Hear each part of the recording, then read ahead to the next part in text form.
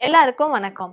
தமிழ்நாட்டுல இருக்கிறது பொம்மை அரசு தான் அப்படின்ற மாதிரியும், வெட்கமே இல்லாம 2 பேரும் சேர்ந்து ஆட்சி நடத்திட்டு இருக்கிறாங்க. அவங்க ஆட்சி நடத்துறதுக்கு நாங்க ஏன் ஃபீல் பண்ணணும் அப்படின்ற மாதிரி திராவிட முன்னேற்றக் கழகத்துடைய எம்பி ராசா அவங்க பேசியிருக்கிறாங்க. அதே மாதிரி எதுக்கு எடுத்தாலும் ஸ்டாலின் சார் அப்படின்னு சொல்ற முதல்வருக்கு மத்திய அரசினுடைய கொள்கைகள் அதுக்கு எதிரா வெளிப்படையாக குரல் கொடுக்க அவருக்கு துணிவு இருக்குதா?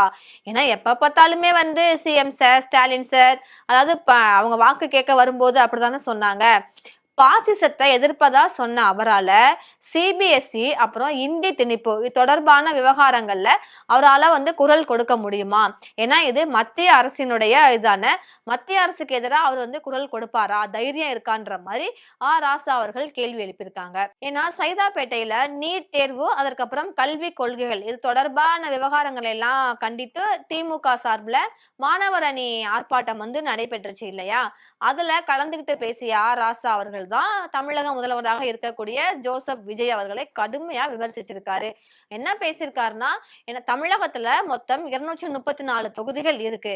அதுல 108 தொகுதிகள்ல தாவேகா வெற்றி பெற்றுச்சுதான். ஆனா பெரும்பான்மை கிடைக்கல. 107 சட்டமன்ற உறுப்பினர்களோட தாவேகா ஆட்சி பொறுப்பேற்றுச்சு. அந்த சட்டமன்றத்துல நம்பிக்கை இல்லா தீர்மானத்துல கூட அவங்களால போதிய வாக்குகளை பெற அளவுக்கு கூட எதிர்கட்சிகளுடைய ஒத்துழைப்பு இல்ல. அதுக்கப்புறம் ஏடிஎம்கேல இருந்து அவங்க ஒத்துழைப்பு நல்குனாங்க. அதனாலதான் அவங்களால முதல்வர் பணியை தொடர்ந்து வந்துகிட்டு இருக்கிறாங்க. இப்ப புதிய ஆட்சிய ஃபர்ஸ்ட் ஒரு 6 மாசத்துக்கு விமர்சிக்க மாட்டோம்னு சொல்லியிருந்தாங்க திராவிட முன்னேற்ற கழக தலைவர், முன்னாள் முதல்வர் மு.க.ஸ்டாலின் அவர்கள். இந்த அரசு தொடர்ந்து நடைபெறணும் அப்படின்ற மாதிரியும் அவர் சொல்லியிருந்தாரு. டெல்லிக்கு அவர் போயிட்டு பிரதமர் மோடியை சந்திச்சாரு இல்லையா விஜய் அவர்கள். அங்க அஸ்ஸாம், மேற்கு வங்கம், கேரளா இந்த மாநிலங்களுடைய முதல்வர்கள் எல்லாருமே மோடியை கிட்டத்தட்ட ஒரு 40 நிமிஷத்துல இருந்து 50 நிமிஷங்கள் வரைக்கும் சந்திச்சாங்க பிரதமர் மோடிய. ஆனா தமிழக முதல்வராக இருக்கக்கூடிய விஜய் அவர்கள் வெறும் 10 நிமிடங்கள் தான் சந்திச்சிருக்காரு. 10 நிமிடங்கள் தான் ஒதுக்கப்பட்டிருச்சான். அவரும் சரி, நிர்மலா சீதாராமனை தவிர வேற யாரையுமே சந்திக்காமல் உடனடியா தமிழகத்துக்கு வந்துட்டாரு. அமித்ஷா அவங்கள கூட அவர் மீட் பண்ணல. இப்ப சட்டமன்றத்துல பதிலுரை ஆட்சிய முதல்வர் விஜய் அவர்களுடைய குரல்ல நம்ம பார்த்தோம்னா கண்டிப்பா ஒரு சோர்வு, ஒரு மயக்கம், ஒரு தயக்கம் இது எல்லாமே இருந்துச்சு. அவருடைய இயலாமை எல்லாமே இருந்துச்சு. இப்ப திருச்சியில அவர் எப்படி பேசினாரு, அந்த கேரவன்ல நின்னுக்கிட்டு பயங்கரமா தான் ஒரு சிங்கம் அப்படின்ற மாதிரி கர்ஜித்து பேசினாரு இல்லையா? அப்படி நினைச்சுக்கிட்டு அவர் எப்படி கத்தி கத்தி பேசினாரு, மக்கள் நன்றி சொல்ல போனாரு, அப்படியே வாக்கு சேகரிச்சுட்டு வந்தாரு. சோ அந்த திருச்சியில அவர் பேசின பேச்சையும் சட்டமன்றத்துல அவர் எப்படி இருக்காரு, அவர் எப்படி பேசுறாருன்ற பேச்சையும் மக்கள் நீங்க தான் கம்பேர் பண்ணி பார்க்கணும். இப்ப திமுகவை அவர் திட்டும் போது ஸ்கிரிப்ட் இல்லாம பேசுற விஜய் அவர்கள் நைட்டு முழுக்க அவர் ரிஹர்சல் எடுத்திருப்பாரா அப்படின்ற மாதிரியும் கேட்டிருக்காங்க. எதுக்கு எடுத்தாலும் ஸ்டாலின் சார் அப்படின்னு குறை சொல்ற இப்ப இருக்கக்கூடிய முதல்வருக்கு மத்திய அரசை எதிர்த்து பேசுற துணிவு கொஞ்ச நாச்சும் இருக்குதா? நீங்க பாசிசத்தை எதிர்ப்பதா சொன்னீங்க இல்லையா? இந்தி திணிப்பை ஏற்க மாட்டோம் அப்படின்ற மாதிரி சொன்னீங்க. ஆனா ஆளுநர் உரையில இதுதான் இருந்துச்சு. இந்த பக்கம் பாத்தீங்கன்னா நைசா நீங்க சிபிஎஸ்இ இந்தி திணிப்பு தொடர்பான விவகாரங்கள்ல மத்திய அரசுக்கு எதிராக குரல் கொடுக்கல. அப்படி குரல் கொடுக்க உங்களுக்கு தைரியமும் இல்ல இருக்குதா ஃபர்ஸ்ட்? ஏன்னா விஜய் அவர்கள் முன்கூட்டியே தயாரிக்கப்பட்ட உரையை வாசிக்கிறாரு. அந்த ஸ்கிரிப்டட்ல தான் அவர் பிஸியா இருக்காரே தவிர, ஆனா திமுக கூட்டணியில இருந்த கட்சிகளுக்கும் அமைச்சர் பதவி கொடுத்து ஆட்சி அமைச்சிருக்காரு. ஆட்சி இன்னைக்கு அமைச்சிருக்கிறீங்க. அமைச்சரவையில இடம் கொடுத்தவர்களும் இன்னைக்கு என்ன சொல்றாங்க, அவங்களுக்கும் வெட்கம் இல்லாம தான் இருக்கிறாங்க. அமைச்சர்களுக்கும் வெட்கம் இல்ல, அந்த அமைச்சர் பதவி கொடுத்தாங்கல்ல அவங்களுக்கும் வெட்கம் இல்ல. திமுகவுடைய தயவுனால நீங்க இன்னைக்கு ஆட்சி அமைச்சிருக்கிறீங்க. மற்ற கட்சிகளுக்கும் நீங்க அமைச்சரவையில இடம் எடுத்தோன்னு பெருமையா பேசிக்கிறீங்க. ஆனா வெட்கம் இல்லாத நீங்க 2 பேரும் சேர்ந்து இந்த ஆட்சியை நடத்துறதுக்கு நாங்க ஏன் ஃபீல் பண்ணணும் அப்படின்ற மாதிரி அவரு சொல்லியிருக்காரு. சரி, இவர் தான் இந்த மாதிரி போட்டு இது பண்றாருன்னு பார்த்தா இதை தொடர்ந்து உதயநிதி அவர்களும் அவங்களும் பயங்கரமா விளாசி வச்சிருக்கிறாங்க அப்படின்னே சொல்லலாம். ஏன்னா ராசா அவர்கள்லாம் பயங்கர அந்த மாதிரி பேச்சாளர்னே சொல்லலாம். உதயநிதி அவங்களும் கண்டினியூவா சொல்லும் போது நான் ஒரு குட்டி கதை சொல்றேன். எப்ப பார்த்தாலும் என் அப்பாவை தேடுவதை நீங்க விடுங்க.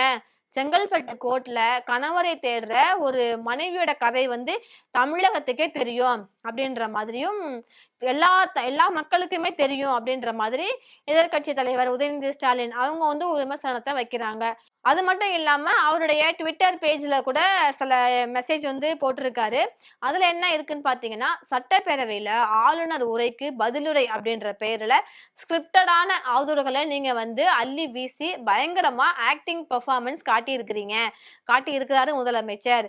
இப்ப சட்டப்பேரவையுடைய லைவ் கேமராவை சினிமா கேமரா அப்படின்னு நினைச்சுக்கிட்டு அவர் வந்து பேச, அதை எதிர்க்கட்சிகளுடைய குறுக்கீடுகள்லாம் எதுவுமே இல்லாம சிங்கிள் டேக்ல ஷூட் செய்யணும் அப்படின்ற மாதிரி பேரவைத் தலைவர் வந்து மெனக்கெட்டிருக்காரு. இது வந்து கண்டிப்பா ஏற்புடையது கிடையாது. முதலமைச்சர் அவர்களுடைய பதிலுரையில எவிடன்ஸே இல்லாத குற்றச்சாட்டுகள், பஞ்ச் டயலாக் இது மட்டும் தான் இருக்கு.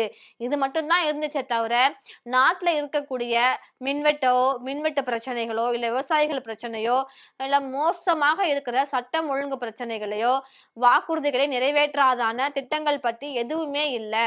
ஆனா எதிர்க்கட்சிகள் தூண்டுதல்ல விவசாயிகள் போராடுவத விவசாயிகள் அவர் கொச்சை செய்தது கண்டிக்கத்தக்கதுன்ற மாதிரியும் சொல்லியிருக்காரு. அதோட இல்லாம ஒரு சின்ன ஸ்டோரியும் நான் வந்து சொல்றேன்ற மாதிரியும் ஒரு உளறல். இது வந்து அவை அந்த மாண்புமிகு அவைக்கு முற்றிலுமே எதிரானதுன்ற மாதிரியும் சொல்றாங்க. ஏன்னா செங்கல்பட்டு கோர்ட்ல ஒரு ஹஸ்பண்ட தேடுற ஒரு மனைவியோட ஸ்டோரி எல்லா தமிழ்நாட்டுக்குமே தெரியும். அதனால நடிகர் விஜய் அவர்கள் நடிகர்ன்றத மறந்துட்டு இனிமேலாவது நாம தான் சிஎம் அப்படின்னு தெரிஞ்சுக்கிட்டு முதலமைச்சர் மாதிரி நடந்துக்கணும். இந்த மாதிரி அவரு பயங்கரமா விமர்சிச்சிருக்காரு. ஏன்னா தமிழக சட்டசபையில கொளத்தூர்ல ஸ்டாலின் அவர்களுடைய தோல்வியை சுட்டிக்காட்டி விஜய் அவர்கள் ஒரு குட்டி கதையை பேசினார் இல்லையா? அப்படி வந்து சிஎம் பேசும்போது எனக்கும் வந்து ஒரு குட்டி கதை ஞாபகம் வருது. நான் வந்து சொல்லலாமா அப்படின்ற மாதிரியும் ஒரு ஊர்ல ஒரு பெரியவங்க இருந்தாங்க. வெயில் ரொம்ப ஜாஸ்தியா இருக்குன்னு சொல்லிட்டு கண்ணுக்கு மேல அவரு கை வச்சுட்டு இப்படி வந்து சுத்தி முத்தி தேடிட்டு இருந்தாராம். அப்ப கூட இருந்த ஒரு சின்ன பையன் என்ன தேடுறீங்க அப்படின்னு கேட்டானா. அதுக்கு அந்த பெரியவர் என்ன சொன்னாருன்னா, அது ஒண்ணும் இல்ல தம்பி, உங்க அப்பா இங்கதான் இருந்தாரு, இப்ப எங்க போனாருன்னு தெரியல, இங்கதான் இருப்பாருன்னு சொன்னாங்க, அவரை தான் நான் தேடிட்டு இருக்கிறேன், எங்க உங்க அப்பாவை காணோம். இந்த மாதிரி வந்து ஸ்டோரி சொன்னாங்க இல்லையா? அதுக்கு உதயநிதி அவர்கள் எங்களுக்கும் இந்த நக்கலா நையாண்டியா குட்டி கதையெல்லாம் பேசவும் தெரியும். அந்த கதையில வர்ற பெரியவர் அப்படி கேட்டதை யாருமே வந்து தப்பா எடுத்துக்காதீங்க. ஆனா யாரும் இங்க டென்ஷன் ஆக வேணாம் அப்படின்ற மாதிரி விஜய் அவர்கள் சொல்லியிருந்தாங்க இல்லையா? இதைத்தான் உதயநிதி அவர்கள் வந்து விமர்சித்து பேசியிருந்தாங்க. அப்பாவை காணும்னு சொல்ற கதையெல்லாம் நீங்க விடுங்க. செங்கல்பட்டு கோர்ட்ல நடந்த கதையை பேசலாமா சிஎம் சார் அப்படின்ற மாதிரியும், செங்கல்பட்டு கோர்ட்ல ஒரு ஒய்ஃப் போயிட்டு என் ஹஸ்பண்ட காணோம், என் ஹஸ்பண்ட் மேல இது பிராதுன்னு சொல்லி அவங்க கொடுத்துருக்குறாங்க. அந்த கதையை நீங்க வந்து பேசலாமா? ஏன்னா கேரவன்ல நின்னுகிட்டு மூச்சு முட்டை ஒரு சிங்கம் மாதிரி நீங்க வந்து பேசுறீங்க. பயங்கரமா கர்ஜித்து பேசுறீங்க. கரெக்டா ஸ்கிரிப்டர்ல வந்து சைலண்டா இருக்கணும்னா சைலண்டா இருக்கிறீங்க.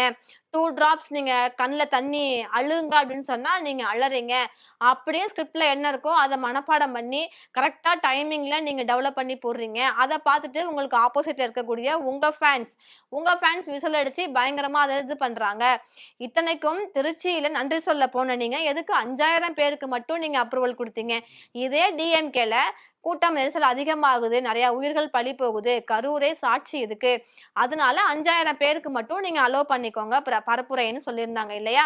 ஆனா அப்ப டிவிகே சார்பா என்ன சொன்னாங்க? டிஎம்கே எங்களுக்கு முட்டுக்கட்டை போடுறாங்க, சதி பண்றாங்க, எங்களை வந்து பரப்புரை பண்ண விடாம தடுக்கிறாங்க இப்படின்லாம் சொன்னாங்க. ஆனா இன்னைக்கு உங்க ஆட்சி அமைஞ்சிடுச்சு, நீங்க தான் சிஎம்.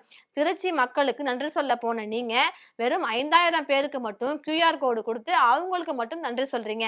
அதுல இருக்கிறவங்க எல்லாம் உங்களுக்கு ஓட்டு போட்டாங்க அப்படின்றது நியாயம்தான். அதை தாண்டியும் உங்களுக்கு போட்டிருக்காங்க தானே. நீங்க அதனால தானே அந்த இடத்துல வந்து வின் பண்ணியிருக்கிறீங்க. ஆனா அந்த வெற்றியே செல்லாது அப்படின்னு அறிவிங்கன்ற மாதிரி அந்த தொகுதியில 2வதாக ஜெயிச்ச திமுகவை சார்ந்த இனிகோ இருதயராஜ் அவங்களும் ஒரு மனு போட்டிருக்காங்க. ஏன்னா இவங்க வந்து குழந்தைங்களை வச்சு சின்ன பிள்ளைங்களை வச்சுதான் தேர்தல் பிரச்சாரம் பண்ணாங்க. அதனால இப்ப ராஜினாமா பண்ணிட்டாரு அவரு. அந்த வெற்றி செல்லாதுன்னு சொல்லி நீங்க அறிவிக்கணும். இந்த தொகுதிக்கு இடைத்தேர்தலே வேண்டாம், நான் தான் எங்க எம்எல்ஏன்னு அறிவிங்கன்ற மாதிரி அவரும் வந்து உச்சநீதிமன்றத்துக்கு மனு ஒண்ணு போட்டிருக்காரு. சோ திருச்சியில அந்த கேரவன் மேல நின்னுகிட்டு நீங்க எப்படி பேசுனீங்க அப்படின்றதையும், சட்டமன்றத்துக்கு உள்ள இந்த 2 நாள் 3 நாளாவே நீங்க எப்படி இருக்கிறீங்க, உங்களுடைய பாடி லாங்குவேஜா இருக்கட்டும், அந்த ஃபேஸ் எக்ஸ்பிரஷனா இருக்கட்டும், எல்லாமே எப்படி இருக்குன்றத மக்கள் பார்த்துக்கிட்டு தான் இருக்கிறாங்க. மக்களுக்கான இன்னைக்கு இருக்கிற பிரச்சனை என்ன? அடிக்கடி பவர் கட் ஆகுது. விவசாயிகள் அங்கங்க போராட்டம் பண்றாங்க. பெண்களுக்கு பாதுகாப்பு இல்ல.